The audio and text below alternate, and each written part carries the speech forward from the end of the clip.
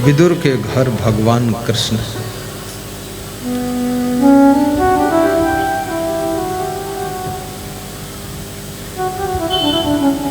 साग भाजी खाकर खुश हो गए थे। शिवरी की कुटिया में राम बेर खाकर खुश हुए थे। और मुझे तो ऐसा लगता है नरमा वालों का प्रेम तो शिवरी से भी ज्यादा है। शिवरी ने राम को बेर खिलाए थे और नरमा वालों ने मुझको अंगूर खिलाए थे, संतरा खिलाया, सेव खिलाया, गाजर, खरबूजा, तरबूजा।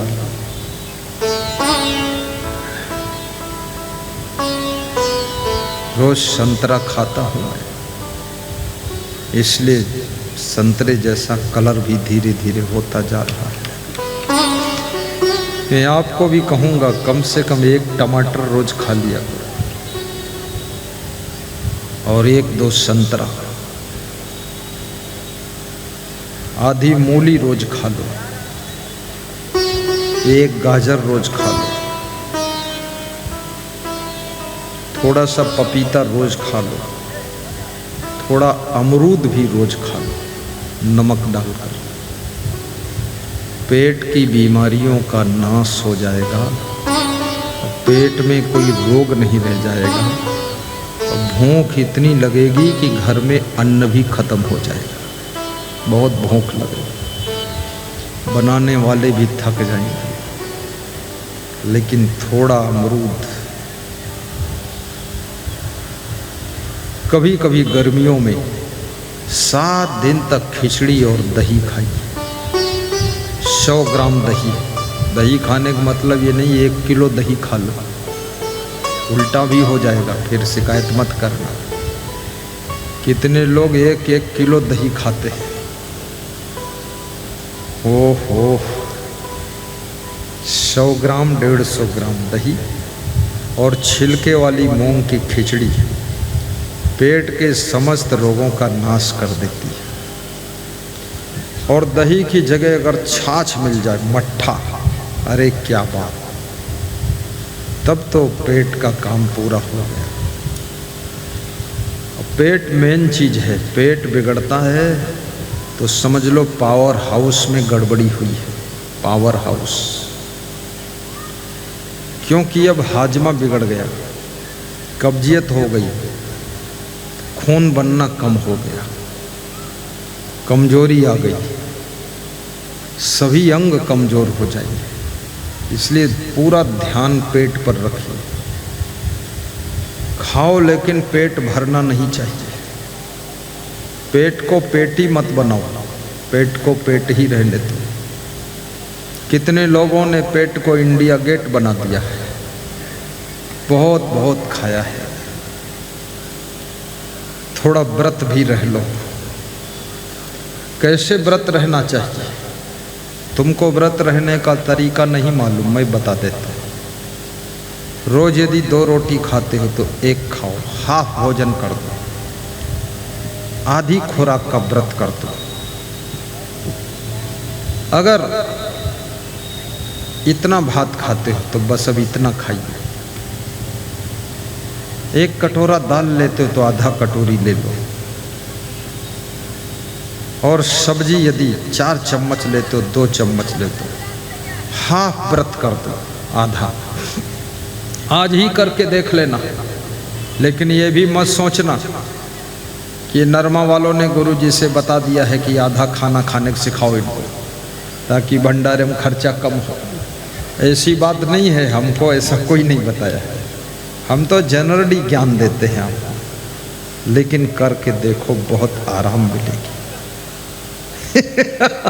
हाँ, लोग उल्टा अर्थ भी लगा ले कि अच्छी सेटिंग बना लिया है, इसलिए गुरु बता रहे आधा पेट खाओ ताकि भोजन ज़्यादा खर्च ना हो। नरमा वालों ने गुरु के दिमाग को फिट कर दिया। ऐसा नहीं है, उन्होंने नहीं फिट किया।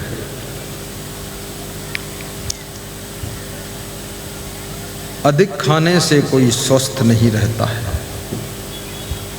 कम खाने से कोई बीमार नहीं होता है, और बिल्कुल ना खाने से कोई जिंदा नहीं रहता है।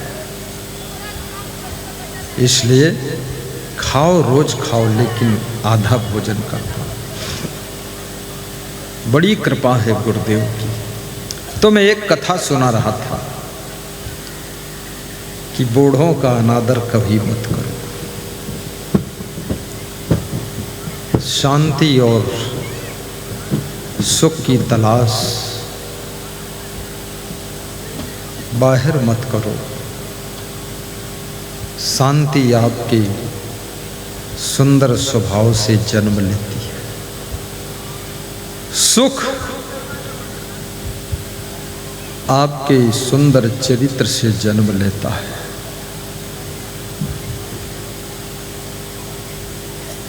सुविधा आपकी उन्नति से आपको प्राप्त होती है। आपकी उन्नति आपकी मेहनत से होती है। इसलिए मेहनत की शरण में जाइए, उन्नति कीजिए, सुविधा से जीवन जियो। शरीर को सुविधा चाहिए, मन को सुख चाहिए, आत्मा को शांति चाहिए। ये शरीर अधिक गर्मी लगती है तो तड़प जाता है, अधिक ठंडी लगती तो ठिठुर जाता है, अधिक भूख लगती है तो छटपटा जाता है, अधिक प्यास लगती है तो तड़फड़ा जाता है। ये शरीर बहुत कोमल है, नाजुक है। इस शरीर का भी इंतजाम कर लेना, इसको रहने के लिए अच्छा घर बनाना, इस शरीर को यात्रा करने के लिए अच्छी गाड़ी भी 4 व्हीलर लेना, और इस शरीर को मच्छरों से बचाने के लिए मच्छरदानी भी रखना, और इस शरीर को भूख लगने पर कुछ खिलाने के लिए दाल चावल सब्जी रोटी का इंतजाम भी रखना, किचन भी अच्छा बनाना, और इस शरीर को सुलाने के लिए सुंदर बेड, और ठंडी से बचाने के लिए सुंदर रजाई का भी इंतजाम करना, गर्मियों से बचने के लिए पंखा कूलर एसी का इंतजाम करना। एसी बुरा नहीं है, मंद मंद चलाइए एसी। गर्मियों में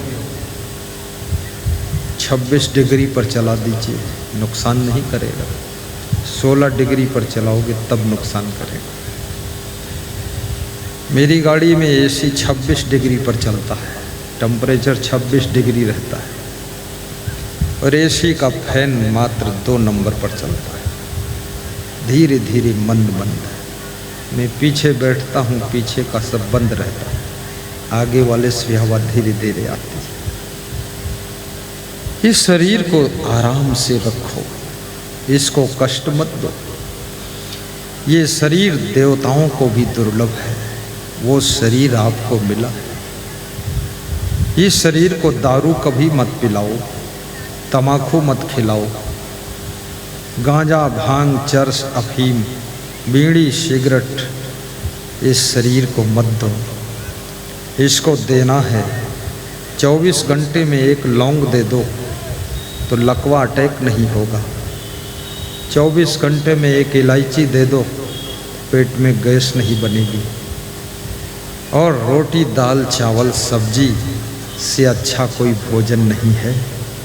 बड़े बड़े अरबपति लोग भी रोटी दाल ही खाते हैं, चावल और सब्जी ही खाते हैं। ये मालपुआ और पकवान तो कभी कभी खाया जाता है, इसको रोज़ खाने से शरीर इनकार कर देता है और शरीर बीमार हो जाता है। इसलिए सादा भोजन इसको खिलाया करो, सादा भोजन।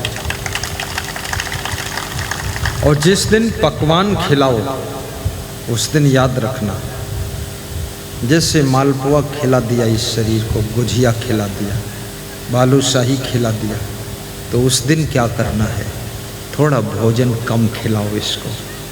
फिर आधी रोटी, थोड़ी सब्जी, इतना चावल, बस पेट भरना नहीं चाहिए। इस शरीर को संभालना सीखो।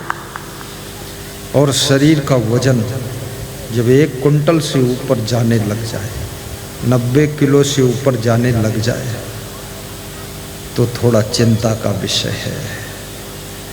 शरीर का वजन बहुत बढ़ने लग जाए तो कैसे घटाओगे वजन? वजन घटाने के लिए मैं कुछ भी नहीं कह सकता हूँ। मैं सिर्फ इतना कह सकता हूँ कि वजन घटा लो, अच्छा है। कैसे घटेगा ये अपना अपना तुम जानो पर वजन घटा लो।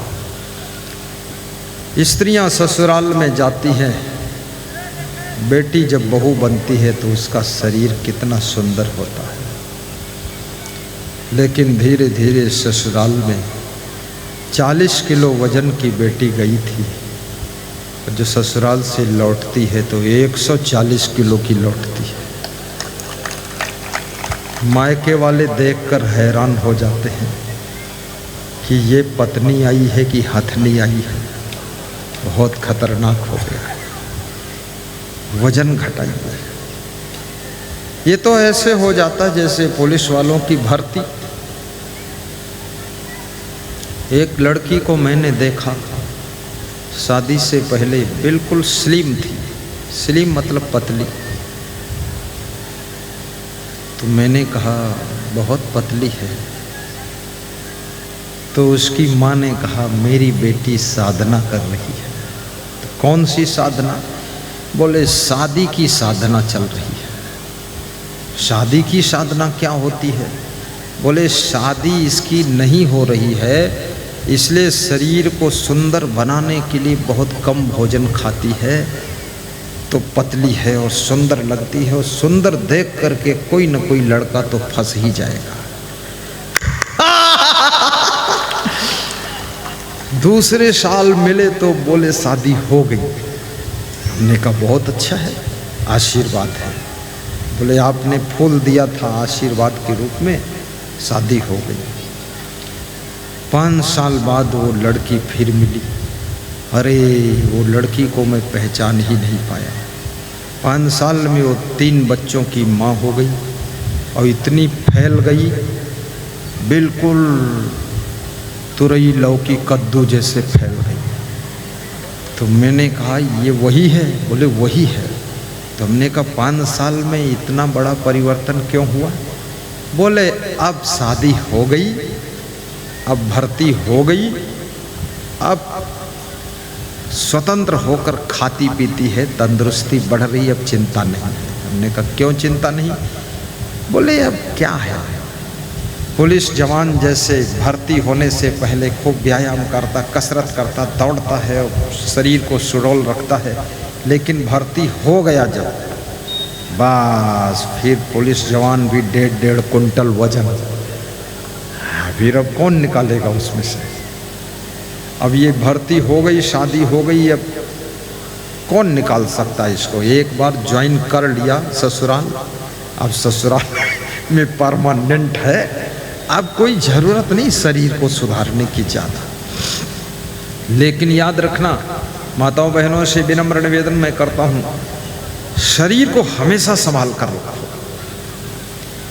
क्योंकि आपके मन में कोई दुख होगा तो गुरु जी का ज्ञान कम कर सकता है आपके दुख को, लेकिन आपके शरीर में अगर बीमारियों का दुख होगा तो दुनिया का कोई व्यक्ति उस दुख की दर्द से तुमको बचा नहीं सकता है। वो दुख दर्द तुमको अकेले भोगना पड़ेगा।